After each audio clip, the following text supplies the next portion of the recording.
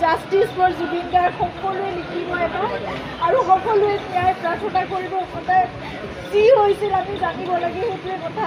আজিলৈকে জনা নাই কি হ'ল, 22টা দিন পাৰ হ'ল, আজিলৈকে আমি নাজানো কি ঘটনা ঘটি গ'ল।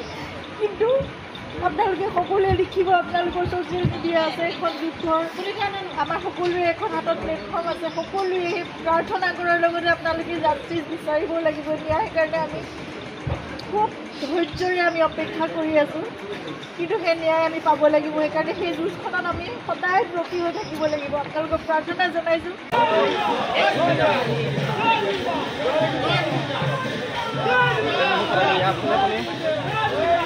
আমি দৃষ্টান্ত দেখিছোঁ, এয়া হৈছে গৰিমা শইকীয়াৰ কাৰ্যক্ৰম।